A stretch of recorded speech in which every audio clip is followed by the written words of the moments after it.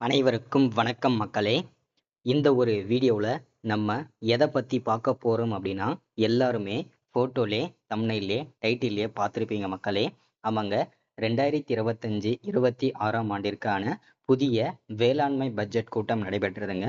அந்த வேளாண்மை பட்ஜெட் கூட்டத்தில் விவசாயிகளுக்கும் சரி, நகை அடமான வைத்திருக்க அனைவருக்கும் சரி, ஒரு முக்கியமான ஸ்கீம் அப்டேட் வந்து முக்கியமான ஒரு அரசாணை வெளியிட்டிருக்காங்க. என்னன்னா, இதுவரைக்கும் ஓகேங்களா, நகைக்கடன் தள்ளுபடி செய்யாம இருக்கக்கூடிய அனைத்து கூட்டுறவு வங்கிகளிலும் சரி, இல்ல கிராமப்புற வங்கிகளிலும் சரி, இல்ல வந்து இந்தியன் பேங்குகளா இருக்கட்டும், இல்ல SBI வங்கிகளா இருக்கட்டும், எந்த வங்கிகள்ல நீங்க நகைக்கடன் வச்சிருந்தாலும், நகைகளை வச்சிருந்தாலும் 5 சவரனுக்குள்ள இருக்கக்கூடிய நகைக்கடன்கள், அதாவது 40 கிராமுக்குள்ள இருக்கக்கூடிய அனைத்து நகைக்கடன்களும் முழுமையாக தள்ளுபடி செய்யப்படும் அப்படின்னு சொல்லியிருக்கிறாங்க.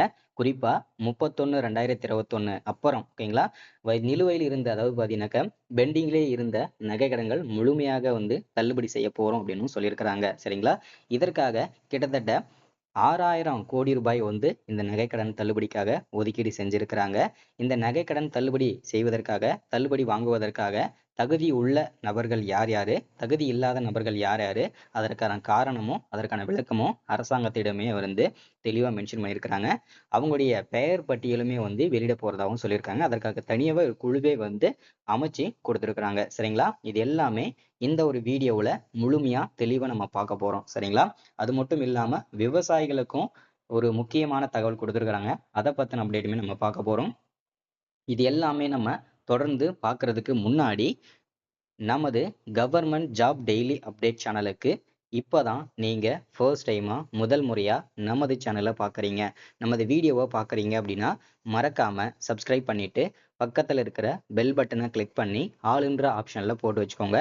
அப்போதான் நம்ம போடக்கூடிய அரசு துறையிலிருந்து வரக்கூடிய எல்லா விதமான கவர்மெண்ட்டோட ஜாப்ஸாக இருக்கட்டும், அப்டேட்ஸாக இருக்கட்டும், நோட்டிஃபிகேஷனாக இருக்கட்டும், இதுவாக இருந்தாலும் சரி, நமக்கு உடனுக்குடனே ஈஸியாகவே துல்லியமாகவே தெரிஞ்சுக்க முடியும். சரிங்களா, ஸோ அது மட்டும் இல்லாமல் உங்களுடைய ஃப்ரெண்ட்ஸாக இருக்கட்டும், ரிலேட்டிவ்ஸாக இருக்கட்டும், காண்டக்டில் இருக்கக்கூடிய அனைவருமே வந்து நமது சேனலை நீங்கள் ஃபாலோ பண்ணிக்கோங்க. ஏன்னா இந்த மாதிரி கவர்மெண்டோட ஸ்கீம்ஸ் வீடியோஸ்லாம் ரெகுலராக நமது சேனலில் தான் அப்டேட் ஆகிட்டு இருக்குங்க. சரிங்களா, சரி, ஓகே, வாங்க வீடியோக்குள்ளே போயிட்டு இதற்கான முழு தகவலும் முழு அப்டேட்டுமே நம்ம பார்த்து தெரிஞ்சுக்கலாங்க. சரிங்களா, சரி, ஓகே, வாங்க வீடியோக்குள்ள போகலாம்.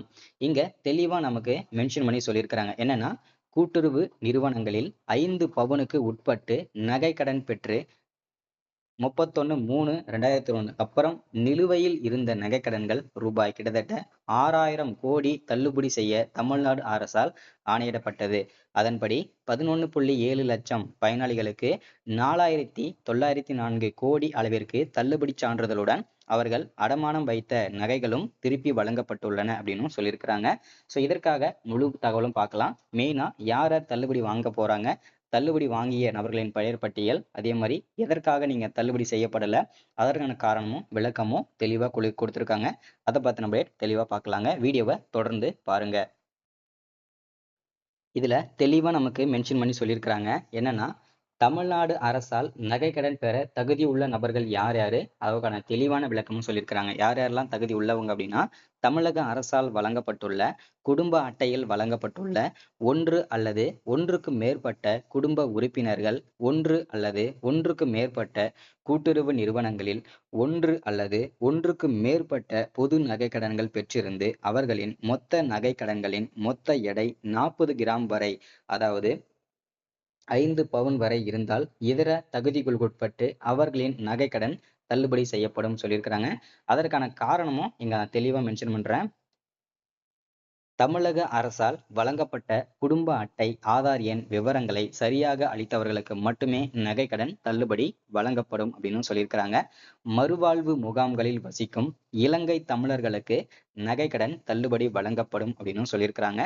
தமிழக அரசின் குடும்ப ஓய்வூதியதாரர்கள் நகைக்கடன் தள்ளுபடி பெற தகுதியானவர்கள் அப்படின்னு சொல்லியிருக்கிறாங்க. அதே மாதிரி தற்போது வரை செல்லுபடியாகக்கூடிய ரேஷன் அட்டை, குடும்ப அட்டை வைத்துள்ள நகை கடன்தாரர்கள் தள்ளுபடி பெற தகுதியானவர்கள் அப்படின்னு சொல்லியிருக்கிறாங்க. இதை வந்து தகுதி உள்ளவங்க, அதற்கான காரணமும் அதற்கான விளக்கமும் பார்த்தாச்சு. இப்போ வந்து தகுதி உள்ள நபர்கள் பார்த்தது போல தகுதி இல்லாத நபர்கள் யார் யாரு, அதற்கான காரணமும் விளக்கமும் தமிழக அரசே கொடுத்திருக்காங்க.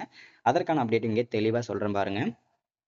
தமிழக அரசால் வழங்கப்பட்டுள்ள குடும்ப அட்டையில் வழங்கப்பட்டுள்ள ஒன்று அல்லது ஒன்றுக்கு மேற்பட்ட குடும்ப உறுப்பினர்கள் ஒன்று அல்லது ஒன்றுக்கு மேற்பட்ட கூட்டுறவு நிறுவனங்களில் ஒன்று அல்லது ஒன்றுக்கு மேற்பட்ட பொது நகைக்கடன்கள் பெற்றிருந்து அவர்களின் மொத்த நகைக்கடன்களின் மொத்த எடை 40 கிராமுக்கு மேல், அதாவது 5 பவுனுக்கு மேல் இருந்தால் அவர்களின் நகைக்கடன் தள்ளுபடி செய்யப்பட மாட்டாது அப்படின்னு சொல்லியிருக்கிறாங்க. சரிங்களா?